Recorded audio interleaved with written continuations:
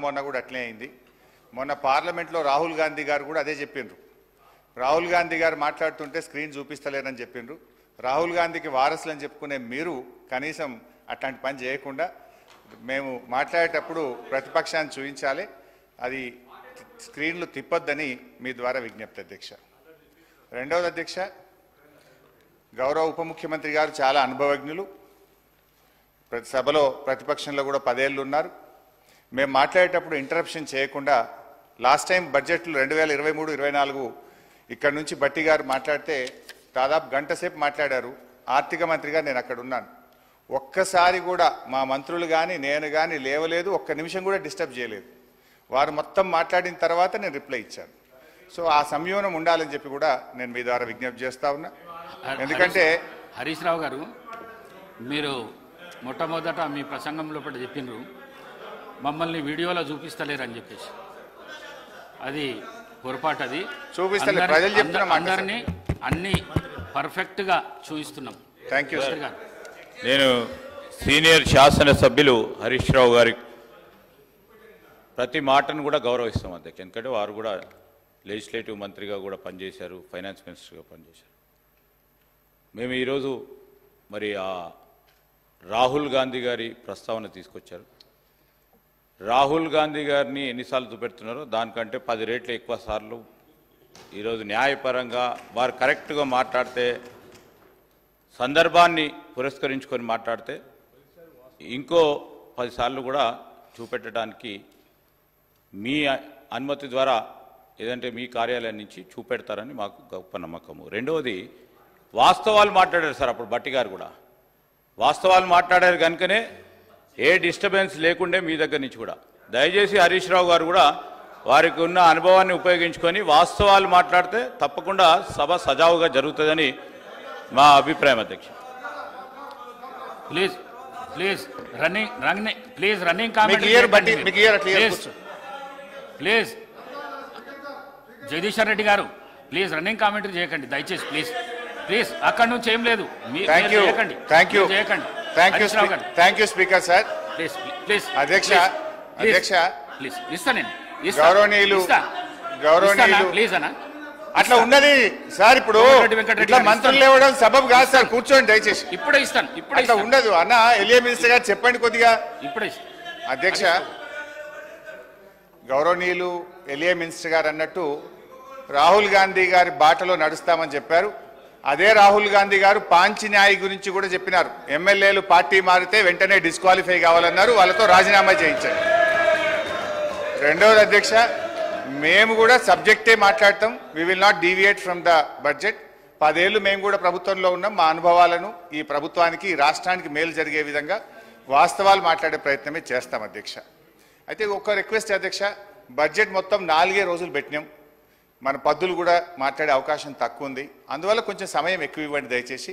మేము ఈ రాష్ట్రం కోసం, మరి ఈ రాష్ట్ర ప్రజల భవిష్యత్తు కోసం ఈ ప్రభుత్వానికి కూడా కొన్ని మంచి సూచనలు ఇస్తాం అధ్యక్ష. కొంచెం దయచేసి ఇంటరప్షన్ లేకుండా సమయం ఇవ్వాలని విజ్ఞప్తి. అధ్యక్ష, the more a government blames others, the more it reveals its own failures and inability. ఏ ప్రభుత్వమైనా ఇతరులను ఎక్కువగా నిందిస్తుందో ఆ ప్రభుత్వం తన అసమర్థతను, వైఫల్యాలను బయట పెట్టుకుంటుంది. కాంగ్రెస్ ప్రభుత్వం ప్రవేశపెట్టిన బడ్జెట్ గురించి వ్యాఖ్యానించడానికి ఈ మాటలు సరిగ్గా సరిపోతాయి. బడ్జెట్ ప్రసంగం అంతా బీఆర్ఎస్ను తిట్టిపోయడం కోసం తయారు చేసినట్లుంది. ఒక రాజకీయ కరపత్రం లాగా ఉంది. బడ్జెట్ ప్రసంగానికి ఉండాల్సిన గంభీరత కానీ, దార్శనికత కానీ ఏమాత్రం కనబడలేదు అధ్యక్ష. ఫార్ములేషన్ ఆఫ్ పాలసీ కన్నా హ్యూమిలియేషన్ ఆఫ్ అపోజిషన్ మీదనే బట్టి గారు ఎక్కువ దృష్టి పెట్టినట్టుగా కనబడ్డది. అధ్యక్ష, నేను సూటిగా ఒక మాట అడుగుతా ఉన్నా అధ్యక్ష, ఎన్ని రోజులు మా పేరు చెప్పి బతుకుతారు? మీరు చేసిందేందో, చెయ్యబోయేదేందో గది చెప్పుంది. 8 నెలలు గడుస్తున్నాయి అధ్యక్ష. మన రాష్ట్రంలో దిశ లేని పాలన నడుస్తుంది. ఈ రోజు వరకు ఒక్క పాలసీని సమగ్రంగా రూపొందించలేదు, ప్రజలకు వెల్లడించలేదు. ఎంతసేపు ఉత్త రాజకీయ వృధా, కాయగొరుకుడు మాటలు, విజన్ లేదు, విషయం లేదు. ఇప్పటి వరకు సాధించిన ఒక విజయం లేదు. ఆర్థిక మంత్రి గారు స్వీపింగ్ కామెంట్స్ చేయడంలో సిద్ధహస్తులని ఈ బడ్జెట్ నిరూపించింది. ఒకవైపు బీఆర్ఎస్ ప్రభుత్వం గత 10 ఏళ్లలో అన్ని రంగాల్లో పూర్తిగా వైఫల్యం చెందిందని రాశారు.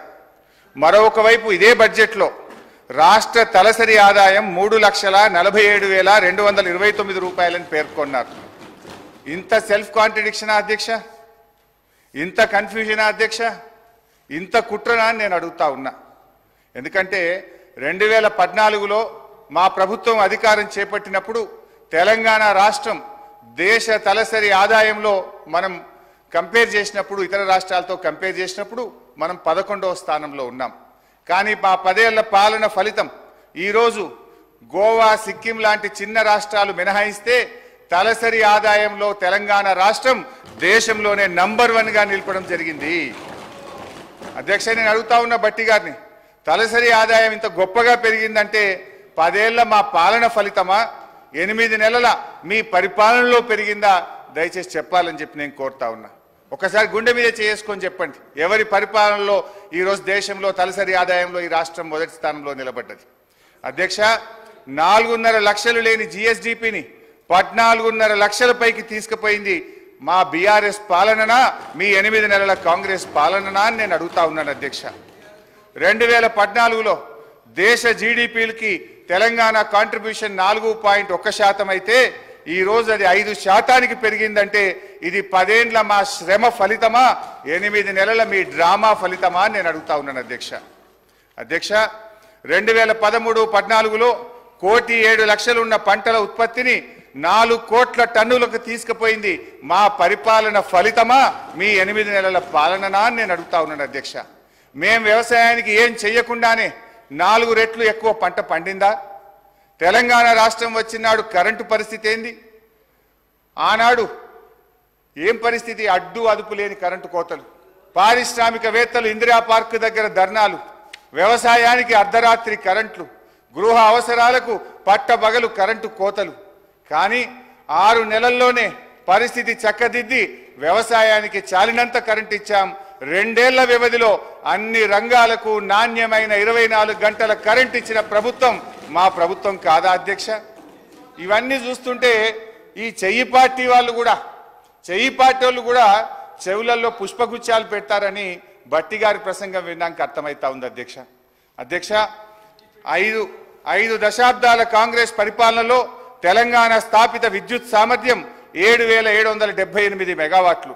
పురోభివృద్ధి లేదని మీరు చెప్పిన ఒక్క దశాబ్దంలోనే తెలంగాణ స్థాపిత విద్యుత్ సామర్థ్యం 19,483 మెగావాట్లకు పెరిగింది. మీరు చేసిన దానికంటే 3 అంతలు చేశాం. ఈ మధ్య అదనంగా 1,400 మెగావాట్లు ఎన్టీపీసీ నుంచి కూడా వచ్చింది. మీ ఇందిరమ్మ రాజ్యంలో తలసరి విద్యుత్ వినియోగం ఎంతుందో తెలుసా? 1,196 యూనిట్లు. అనుకున్నంత అభివృద్ధి సాధించలేదని గౌరవ ఆర్థిక మంత్రి గారు చెప్పిన బీఆర్ఎస్ పాలనలో తలసరి విద్యుత్ వినియోగం 2,349 యూనిట్లకు పెరిగింది. అధ్యక్ష, ఇదంతా కాదు బట్టన్న స్పీకర్ గారు, ఇంత పెరిగింది అంత పెరిగిందని సరే లెక్కలు నేను చెప్తా, బుక్కులలో ఉంటుంది కుల్లా. మీరు ఒక్క 10 నిమిషాలు టీ బ్రేక్ ఇవ్వండి. నేను బట్టి గారు పోయి అసెంబ్లీ ముంగట గన్ పార్క్ మీద రోడ్డు మీద నిలబెడతాం. రోడ్డు మీద పోయే 10 మందిని బీఆర్ఎస్ పాలనలో కరెంటు మంచిగుందా, కాంగ్రెస్ వచ్చిన 8 నెలల కరెంటు మంచిగుందా అని అడుగుదాం. కుల్లా జనం చెప్తారు కదా అధ్యక్ష. మాది బాగలేదు పురోభివృద్ధి సాధించలేదని మాటలు చెప్తే అయిపోతుంది అధ్యక్ష. చివరికి ఈ కరెంటు గురించి అధ్యక్ష, గౌరవ మన సభానాయకులు ఇదే అసెంబ్లీలో అప్పుడు తెలుగుదేశం పార్టీ శాసనసభ్యుడిగా ఇటువైపు ఉండి ఆనాటి కాంగ్రెస్ ప్రభుత్వం మీద రేవంత్ రెడ్డి గారు అన్న మాటలు ఒక్కసారి నేను గుర్తు చేయదలుచుకున్నా. ఆనాటి కాంగ్రెస్ పాలనలో తన తండ్రి గారు చనిపోతే ఊర్లో దహన సంస్కారాలు చేసిన తర్వాత కరెంటు లేకపోతే గంటల సేపు ఎదురు చూసి, కరెంటు లేక నీళ్లు లేక నెత్తి మీద నీళ్లు చల్లుకొని ఇంటికాడికి పోయినా అని రేవంత్ రెడ్డి గారు ఆనాటి కాంగ్రెస్ పాలనలో కరెంటు పరిస్థితి గురించి ఇదే సభలో చెప్పారు. అధ్యక్ష, ఇవాళ పరిస్థితి ఏడికి వచ్చిందంటే చివరికి గౌరవ మంత్రులు ముఖ్యమంత్రి గారు ఎక్కడన్నా మీటింగులు పెట్టుకుంటే జనరల్ గా పోలీసు వాళ్ళు భద్రత కోసం వెళ్తారు. అధ్యక్ష, మీటింగ్లకు పోలీసు వాళ్ళు పోయి భద్రత కోసం వాళ్ళు నిలబడితే అధ్యక్ష ఈరోజు కరెంటోళ్ళు పోయి మాత్రం నిలబడుతున్నారు అధ్యక్ష. పోలీసులతో పాటు ఏడ మంత్రి గారి మీటింగ్ ఉన్నా, ముఖ్యమంత్రి గారి మీటింగ్ ఉన్నా కరెంట్ వాళ్ళు జనరేటర్లు పట్టుకొని మాత్రం ఉంటున్నారు అధ్యక్ష.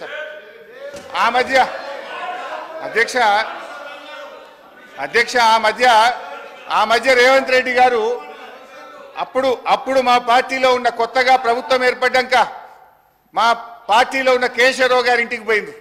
ముఖ్యమంత్రి గారు లోపల పోయింది, బయట కరెంటు పోయింది. అది పత్రికల్లో ప్రముఖంగా వచ్చింది. సరే అధ్యక్ష, గత ఓపిక ఓపిక ఓపిక ఇంకా చాలా చెప్పేది ఉంది, రాగే. గత కాంగ్రెస్ పరిపాలనలో వృద్ధులకు ఇచ్చిన పెన్షన్ 200 రూపాయలు, మేము అధికారంలో వచ్చిన వెంటనే 1000 రూపాయలు చేశాం. రెండోసారి అధికారంలో రాగానే 2000 చేశాం. మా దశాబ్ద కాలంలో ఇచ్చిన మాట ప్రకారంగా వృద్ధాప్య పెన్షన్ 200 నుంచి 2000 రూపాయలు చేశాం అధ్యక్ష. మీ సోకాల్డ్ ప్రజాపాలనలో చెప్పిన 100 రోజుల గడువు దాటిపోయింది. 4000 పెన్షన్ నాలుక మీదనే ఉన్నది. ఉన్న 2000 కూడా చక్కగా రాక అవ్వాదాతల పరిస్థితి అధోగతి అయిపోయింది అధ్యక్ష. అధ్యక్ష 2021లో విడుదలైన నీతి ఆయోగ్ నివేదికలో ఏముంది అధ్యక్ష? Telangana is the 7th largest state in terms of GSDP and has clocked a CAGR of more than 11% since 2015-16. It is one of the fastest growing states in the country. The state's economy has grown at an average annual rate of more than 9% since its formation, which is significantly higher than the growth rate it had attained before its formation as a separate state.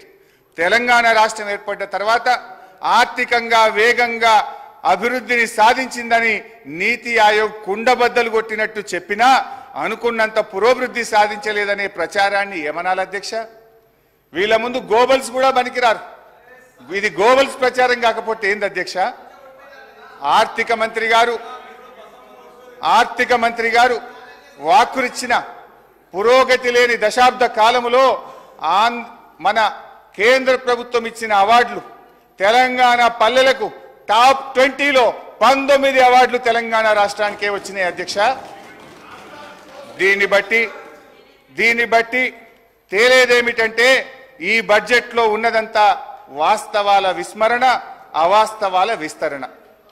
ఈ ప్రభుత్వం ఎంత సంకుచిత వైఖరంటే దశాబ్ద కాలంలో మేము సాధించిన అద్భుతమైన ప్రగతికి సంబంధించిన వివరాలు ప్రజలకు అందుబాటులో లేకుండా చేయాలని పబ్లిక్ డొమైన్లో ఉన్న మొత్తం సమాచారాన్ని డిలీట్ చేశారు అధ్యక్ష. Government is a continuous process. మా 10 ఏళ్ల పాలనలో ఉన్న మొత్తం సమాచారాన్ని డిలీట్ చేస్తారా అధ్యక్ష? ఇంతకంటే చిల్లర వ్యవహారం ఇంకోటి ఉంటుందా అధ్యక్ష? ముఖ్యమంత్రి గారు, మీరు కంప్యూటర్ మెమొరీ నుంచి డిలీట్ చేయగలుగుతారేమో కానీ ప్రజల మెమొరీలో నుంచి డిలీట్ చేయలేరనే విషయాన్ని గుర్తుంచుకోవాలి అధ్యక్ష. అక్షరాలను మలిపేస్తారేమో కానీ అనుభవాలను మలిపేయలేరు అధ్యక్ష. ఈ బడ్జెట్ గురించి చెప్పాల్సినటువంటి అవసరం ఉంది అధ్యక్ష. ముఖ్యంగా బడ్జెట్లో చూస్తే అధ్యక్ష, ఆర్థిక మంత్రి గారు చాలా అందంగా చెప్పారు. వాస్తవాలకు దగ్గరగా ఉందని, నిద్రలేని రాత్రులు గడిపామని, మేము డాంబికానికి పోకుండా రియలిస్టిక్ బడ్జెట్ను ప్రవేశపెట్టామని గౌరవనీయులైన ఉప ముఖ్యమంత్రి గారు చెప్పారు.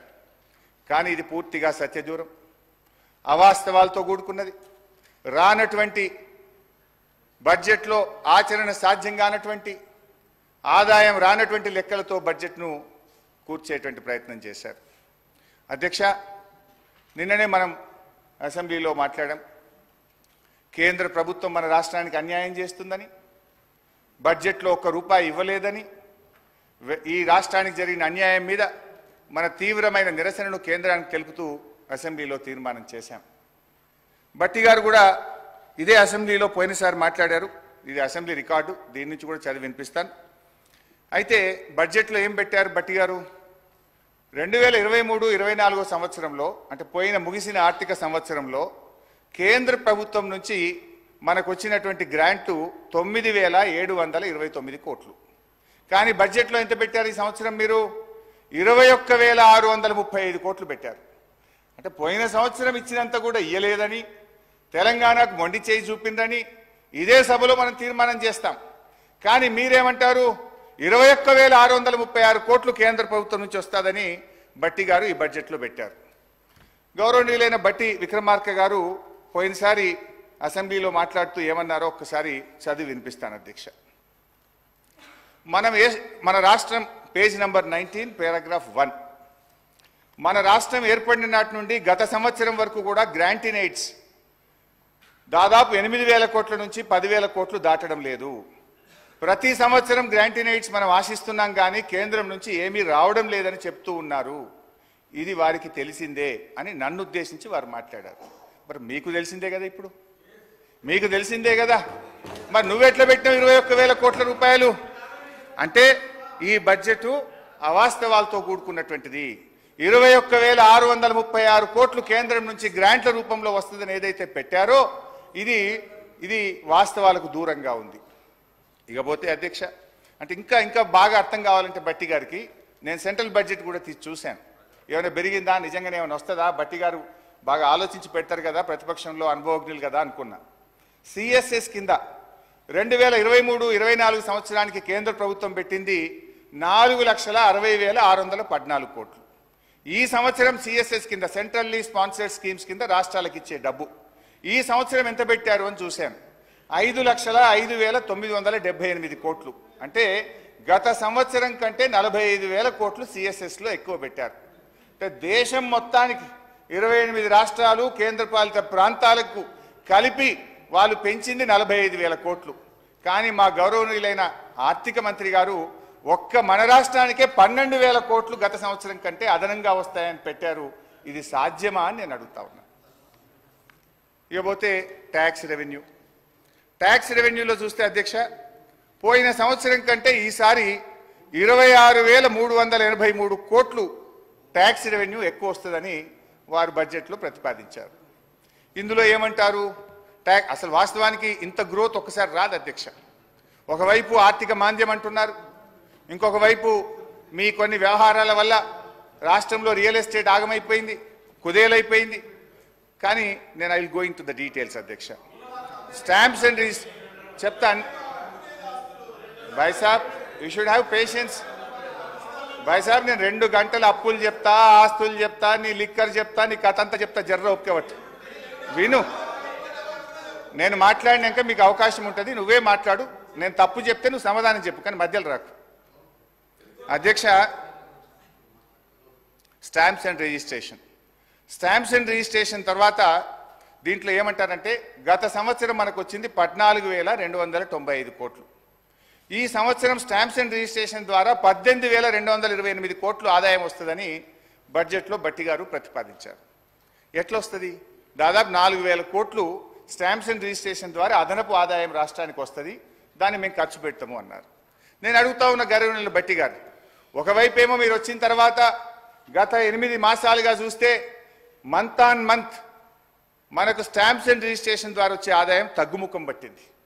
ఒకవైపు ఏమో రిజిస్ట్రేషన్లు తగ్గుతూ ఉన్నాయి, రిజిస్ట్రేషన్ ఆదాయం తగ్గుముఖం పడితే ఇంకొక వైపు మీరు 4,000 కోట్లు పెరుగుతుందన్నారు. ఏ రకంగా పెంచుతారు? అంటే మీరు వ్యవసాయ భూములు, రైతుల చేతుల్లో వ్యవసాయ భూములకు భూముల ధరలు పెంచుతారా? Registration fee పెంచుతారా? పేద మధ్యతరగతి ప్రజలు కొనుక్కునే అపార్ట్మెంట్ల మీద వాళ్ళ వాల్యూ పెంచుతారా? రిజిస్ట్రేషన్ ఫీజులు పెంచి ప్రజల మీద భారం వేస్తారా? ఏ రకంగా ఈ 4,000 కోట్లు మీరు ఆదాయాన్ని పెంచుతారో ఈ సభకు, ఈ సభ ద్వారా ప్రజలకు స్పష్టత ఇవ్వాలని గౌరవనీయులు బట్టి గారిని కోరుతా ఉన్నా. అధ్యక్ష, ఎక్సైజ్ ఇదైతే సిగ్గుతో తలదించుకోవాలి కాంగ్రెస్ పార్టీ నాయకులు. అధ్యక్ష, గత బడ్జెట్లో మంచిగా వినండి,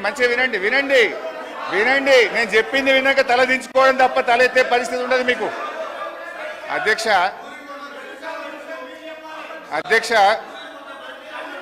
ప్లీజ్ అధ్యక్ష, 2023-24లో ఎక్సైజ్ ద్వారా ఈ రాష్ట్రానికి ప్రతిపాదించిన బడ్జెట్ ఆదాయం 19,884 కోట్లు. 19,884 కోట్లు. ఇందులో ఏముంటుందంటే అధ్యక్ష, ఈ 19,884 కోట్లు ప్రతి 2 సంవత్సరాలకు ఒకసారి షాప్స్ యాక్షన్ పెడతాం.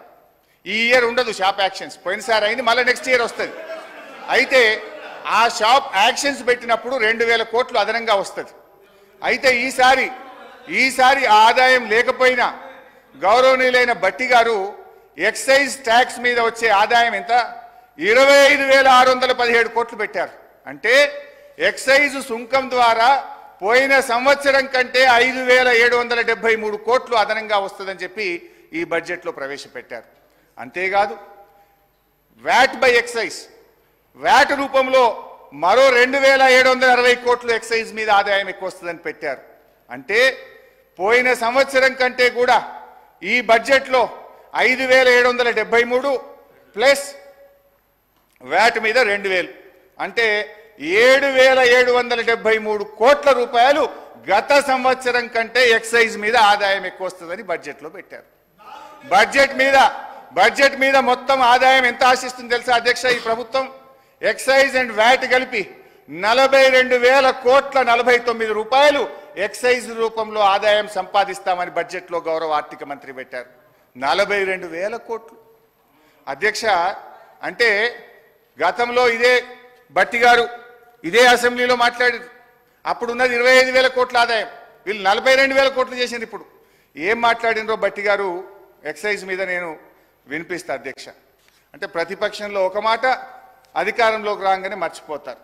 గ్రామీణ ప్రాంతాల్లో మద్యం సమస్య అత్యంత భయానకంగా మారింది. బెల్ట్ షాపులు పెట్టి జనాన్ని విపరీతంగా పీడిస్తున్నారు. దీని గురించి ఆలోచన చేయండి అధ్యక్ష. ఆ రోజు గ్రామానికో బెల్ట్ షాప్ ఉంది. ఇప్పుడు మీరు చెప్పే 42,000 కోట్లు కావాలంటే గల్లీకో బెల్ట్ షాప్ పెట్టారు. మీరు గల్లీకో బెల్ట్ షాప్ పెట్టే పరిస్థితి వచ్చింది అధ్యక్ష. ఇంకా అధ్యక్ష కృష్ణారావు గారు, హరీష్ రావు గారు అధ్యక్ష చెప్పిన దానిలో వాస్తవికత ఎంత ఆలోచన చేసిన అధ్యక్ష. గతంలో 2023లో 19,000 ఆదాయాన్ని మాట్లాడినారు. వాస్తవంగా ఆ లెక్కకు వస్తే 2014లో కేవలం 10,000 కోట్ల రూపాయలు ఎక్సైజ్ ఆదాయం. చివరి సంవత్సరం 2023-24 చూస్తే అధ్యక్ష 34,000 వాళ్ళ ప్రభుత్వ హయాంలో చివరి సంవత్సరము ఆదాయము 34,869 కోట్ల రూపాయలు ఆదాయం వచ్చింది అధ్యక్ష. అదనంగా కూర్చోండి అధ్యక్ష, అదనంగా చూపించిన ఆదాయం ఏది ఉందో అధ్యక్ష, ఇది రేట్లు పెంచు బెల్టియాలు పెంచు కాదు అధ్యక్ష. పిల్ఫరేజెస్ టెక్నాలజీ యూజ్ చేసి అక్రమంగా కావచ్చు, అక్రమంగా ఇక్కడి నుంచి ఇతర రాష్ట్రాలకు వచ్చి రావడం కాదు, వచ్చేటువంటి దానిలో టెక్నాలజీని యూజ్ చేసి పిల్ఫరేజ్ తగ్గించి రాష్ట్ర ఆదాయం పెంచు అధ్యక్ష. రేట్లు పెంచు, బెల్ట్ షాపులు పెంచు కాదు అధ్యక్ష. ఈ వాస్తవాన్ని గ్రహించాలని కోరుతా ఉన్నా అధ్యక్ష. సార్ గౌరవ స్పీకర్ గారు ఒక్క సబ్మిషన్ సార్. హరీష్ రావు గారు మీరేమన్నారు?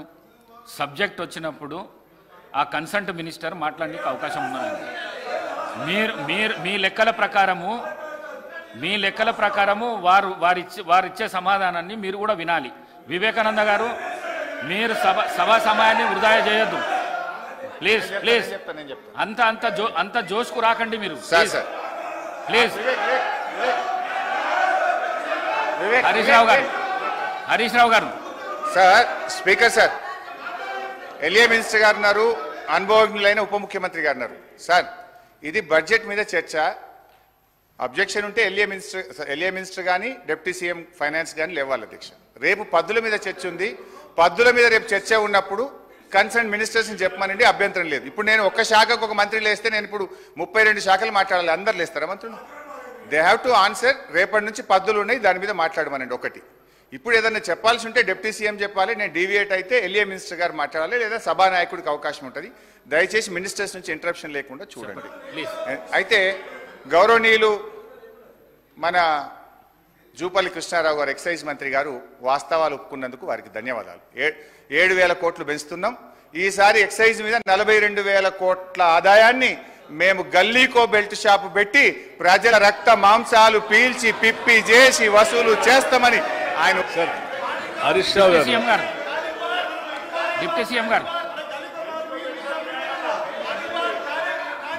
డిప్యూటీ సీఎం గారు అధ్యక్ష ఆగండి డిప్యూటీ సీఎం గారు అధ్యక్ష హరీష్ రావు గారు ఇంతకుముందు లెజిస్లేటివ్ అఫైర్స్ మంత్రిగా కూడా చేశారు, ఫైనాన్స్ మినిస్టర్గా కూడా చేశారు. ఉండమ్మా.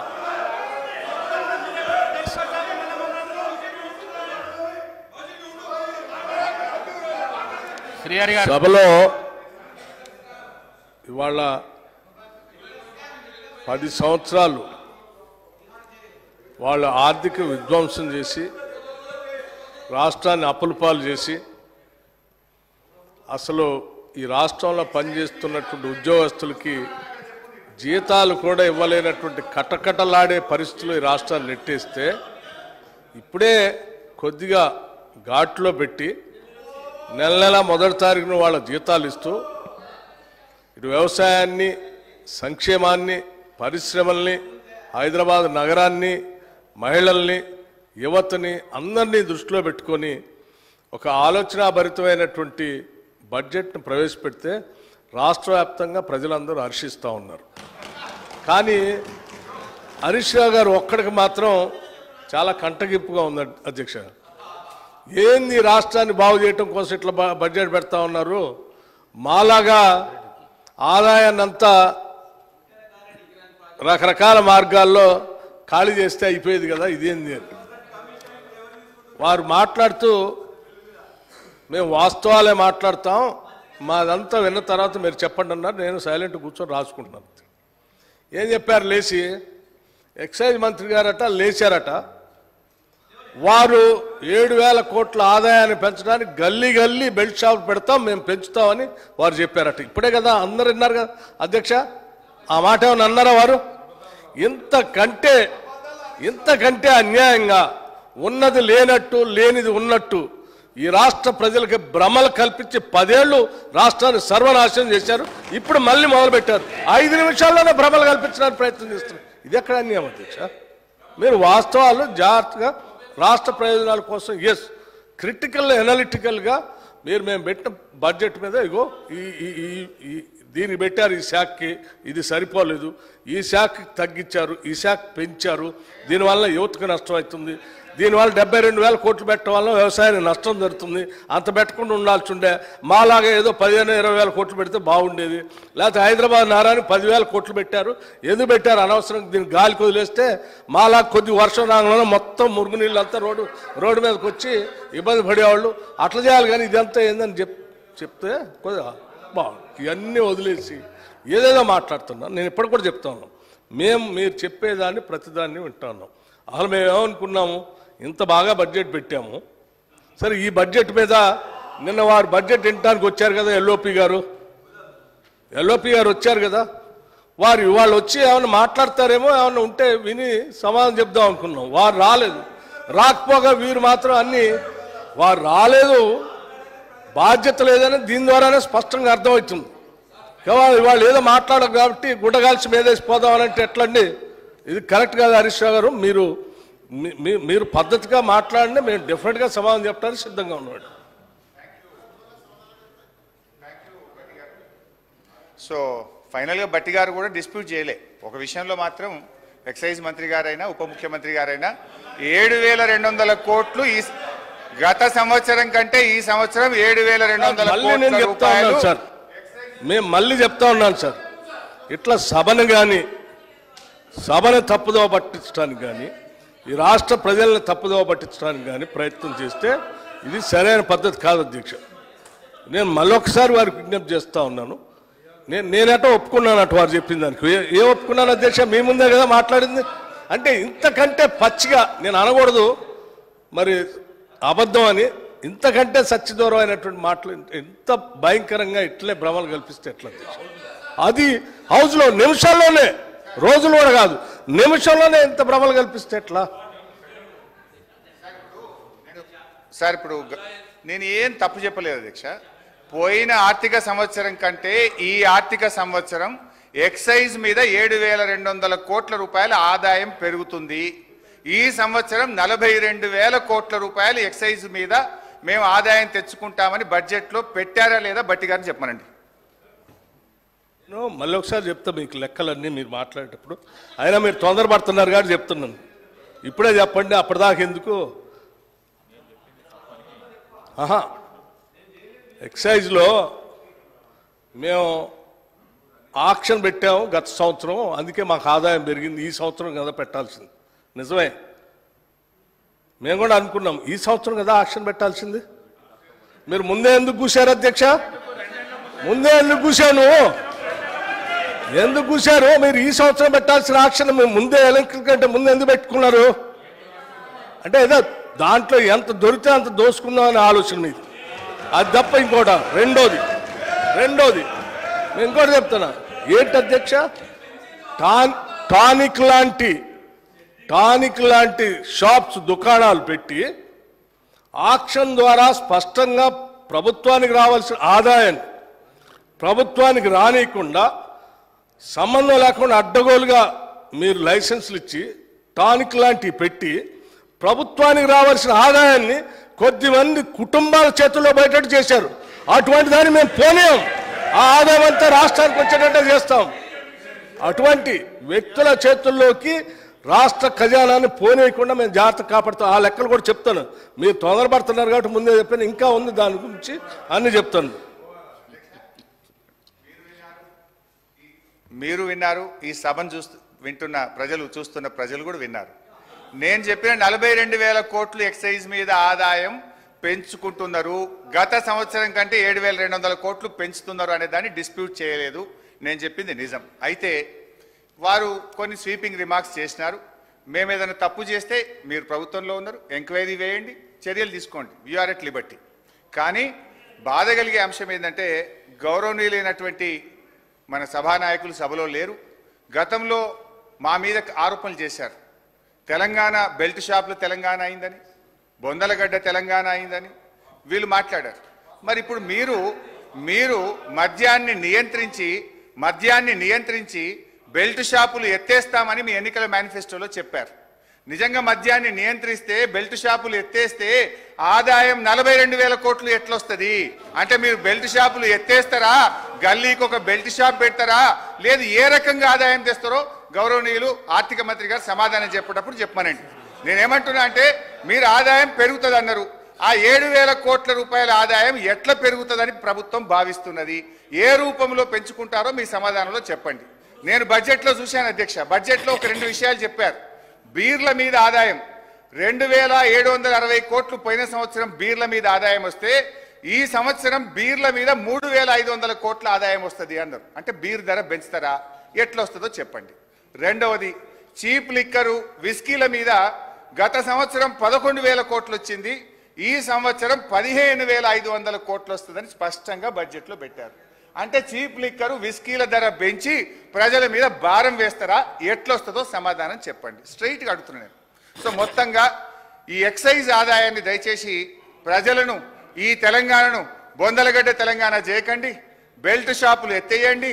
ఈ ఆదాయాన్ని ఇంకో రూపంలో ప్రయత్నం చేయండి. కానీ ఎక్సైజ్ ఆదాయాన్ని పెంచి పేదలకు, ప్రజల మీద భారం వేయొద్దు, మద్యాన్ని ప్రోత్సహించొద్దని మీ ద్వారా ప్రభుత్వానికి విజ్ఞప్తి చేస్తున్నా. అధ్యక్ష అన్నా, నేను ఇంకా 5 పైసలే మాట్లాడింది, చాలా చెప్పేది జరాగుంది. అధ్యక్ష, ఇకపోతే బడ్జెట్లో భాయ్సాబ్ కొత్త సభ్యులు చాలా మంది ఉన్నారు. నేనేం గర్వంగా ఫీల్ అవుతలేను. నాకు కూడా అర్థం కావడానికి 10 ఏళ్ళు పట్టింది. వినండి, వింటే మీకు కూడా నాలెడ్జ్ వస్తుంది. ఫ్యూచర్లో మీరు కూడా బాగా మాట్లాడడానికి ఉపయోగపడుతుంది. నేను చెప్పే దాంట్లో తప్పు ఉంటే you will get an opportunity. Congress party తరఫున కూడా 2 సభ్యులు మాట్లాడడానికి అవకాశం ఉంటుంది. నా తప్పులు ఉంటే మీరు ఎత్తి చూపండి, మాట్లాడండి. వినడం ద్వారా మేము కూడా ఈ సభలో అక్కడ కూర్చొని విని నేర్చుకున్న వాళ్ళమే.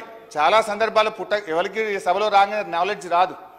వినడం ద్వారా మనం అర్థం చేసుకొని నాలెడ్జ్ అనేది గెయిన్ చేయాలి. కొంచెం ఓపికగా వింటే మీకు కూడా ఉపయోగపడుతుంది. నేను తప్పు ఉంటే మీరు చెప్పండి. Don't disturb me please.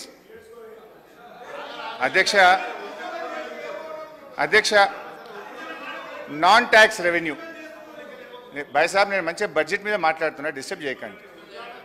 Non tax revenue speaker sir సభను ఆర్డర్లో పెట్టండి సార్. నేను ఆర్డర్లో మాట్లాడుతున్నా, మంచిగా వాళ్ళని ఆర్డర్లో పెట్టండి సార్ కొద్దిగా. నాన్ ట్యాక్స్ రెవెన్యూలో పోయిన సంవత్సరం మనకు వచ్చింది 23,819 కోట్లు.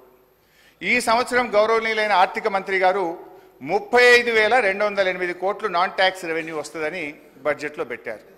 నాన్ ట్యాక్స్ రెవెన్యూలో మనకు ఉండేది మేజర్గా రాష్ట్రానికి వచ్చేది ఒక మైనింగ్ అధ్యక్ష. అఫ్ కోర్స్ ఆ మైనింగ్లో కూడా చాలా ఎక్కువ పెట్టినారు, 1,000-2,000 కోట్లు. అదంతా ప్రాక్టికల్గా లేదు. ఒకవైపు బిల్డింగ్ కన్స్ట్రక్షన్ యాక్టివిటీ తగ్గింది, శాండ్ సేల్స్ తగ్గినాయి, మెటల్ సేల్స్ తగ్గినాయి, గ్రానైట్ కరీంనగర్ అయితే మొత్తం బంద్ అయిపోయింది. సరే, అది అంత ఈజీగా లేదు. క్యాపిటల్ ఎక్స్పెండిచర్ చాలా తక్కువ పెట్టిన బడ్జెట్లో. అది ఒక రకంగా మైనింగ్లో మీరు పెట్టిన ఆదాయం కూడా అంత రియలిస్టిక్గా లేదు. ఇకపోతే ఇంకో అన్నిటికంటే ముఖ్యమైనది, ఇది బహుశా మా సభ్యులు మంచిగా వినాలి. మేము గతంలో రెవెన్యూ రిసోర్స్ మొబిలైజేషన్ కింద ఒక 6,000 కోట్ల రూపాయల భూములు అమ్మాం. రాష్ట్రంలో రైతులకు రుణమాఫీ చేయాలని మేము భూములు అమ్మాం. అప్పుడు ఇదే కాంగ్రెస్ పార్టీ నాయకులు, మన సభా నాయకులు రేవంత్ రెడ్డి గారు ఏమన్నారంటే, భూములు పెద్దలిచ్చిన ఆస్తి, మన సోకుల కోసమో మనం బతకడానికో మనము భూములు అమ్మవద్దు అని నాడు ముఖ్యమంత్రి గారు చెప్పారు. ఇక మా బట్టన్న కూడా ఇదే సభలో మాట్లాడుతూ చాలా తీవ్రమైన ఆరోపణలు మా మీద ఒంటికాల మీద లేచిండు. ఇదే శ్రీధర్ బాబు గారు, బట్టి విక్రమార్క గారు, మీరు భూములు ఎట్లా అమ్ముతారు, భూములు అమ్ముతారా అని కోట్లల్లో కేసులు వేసిండ్రు, సభలు తిట్టిండ్రు, బయట తెచ్చిండ్రు, రచ్చరచ్చ చేసిండ్రు. కానీ ఈ బడ్జెట్లో ఏం పెట్టారు తెలుసా అధ్యక్ష? 10,000 కోట్ల రూపాయలు భూములు అమ్మడం ద్వారా రెవెన్యూ సమీకరిస్తామని గౌరవనీయులైన ఆర్థిక మంత్రి గారు చెప్పారు. Is it not dual stand? Is it not double standards? ఆ రోజేమో భూములు అమ్మితే వ్యతిరేకిస్తారు, మేము అమ్మింది కొద్దిగా, మీరైతే ఏకంగా 24,000 కోట్లు మేము భూములు అమ్మడం ద్వారా ప్రత్యేకంగా సాధిస్తామని బడ్జెట్లో పెట్టారు. అధ్యక్ష, బడ్జెట్లో ఏం పెట్టారు? 10,000 కోట్ల రూపాయలు భూములు అమ్మి సాధిస్తారట, మరో 14,000 కోట్లు అడిషనల్ రెవెన్యూ మొబిలైజేషన్ అని పేర్కొన్నారు. నేను అంటున్నా, శాసనసభ కంటే పెద్దదేంది అధ్యక్ష? ఏంటిది ఆ 14,000 కోట్లు అడిషనల్ రెవెన్యూ మొబిలైజేషన్? ఏ రకంగా వస్తుంది? మీరు ఈ సభకు కూడా చెప్పనంత బ్రహ్మ పదార్థం ఏంది? ఆర్థిక మంత్రి గారు సమాధానం చెప్పేటప్పుడు ఈ 10,000 ఎట్లా, ఏ భూములు అమ్ముతారు, ఏ రకంగా అమ్ముతారు, ఈ 14,000 కోట్లు అడిషనల్ రెవెన్యూ మొబిలైజేషన్ ఏ రకంగా వస్తుంది, ఈ 24,000 కోట్ల రూపాయలు ఎట్లా చేస్తారో కూడా వారి సమాధానంలో చెప్పాలని నేను కోరుతా ఉన్నా అధ్యక్ష. ఈ భూములు అమ్మడం వద్దని మీరు మాట్లాడారు. నిజంగా మీ మాట మీద మీకు గౌరవం ఉంటే, ఆనాడు మీరు చెప్పిన మాట నిజమైతే దీన్ని ఉపసంహరించుకోవాలని చెప్పి కూడా మీ ద్వారా విజ్ఞప్తి చేస్తా ఉన్నా అధ్యక్ష. మొత్తంగా నాన్ ట్యాక్స్ రెవెన్యూ 35,000 కోట్లు, అందులో 24,000 కోట్లు భూములు అమ్ముతారట. మరి ఎట్లా అమ్ముతుందా? ఒకవైపు ఆర్థిక మాంద్యం ఉంది, హైదరాబాద్లో ఎవరైనా పెళ్లికో ఆరోగ్యపరంగానో అర్జెంటుగా ప్లాట్ అమ్ముకుందామంటే అమ్మని పరిస్థితి వచ్చింది. సరే, దానికి కారణాలు మీరే, దాన్ని లోతుకుపోతే అది మళ్ళీ పాలిటిక్స్ అవుతుంది, కానీ ఇంకోసారి మాట్లాడతారు అధ్యక్ష. అంటే ఓవరాల్గా చూస్తే గ్రాంటీన్ ఎయిడ్ కేంద్ర ప్రభుత్వం నుంచి వచ్చే దాంట్లో 12,000 కోట్లు ఎక్కువ పెట్టుకున్నారు. అదేవిధంగా నాన్ ట్యాక్స్ రెవెన్యూలో కూడా రానటువంటి 35,000 కోట్ల రూపాయలు పెట్టే ప్రయత్నం చేశారు. ట్యాక్స్ రెవెన్యూలో అటు ఎక్సైజ్లో 7,000 కోట్లు ఆదాయం పెంచుతామంటారు, స్టాంప్స్ అండ్ రిజిస్ట్రేషన్లో 4,000 కోట్లు పెంచుతామంటారు. అంటే ఇవన్నీ కూడా అన్రియలిస్టిక్గా బడ్జెట్ ప్రిపరేషన్ అనేటువంటిది జరుగుతూ ఉంది అధ్యక్ష.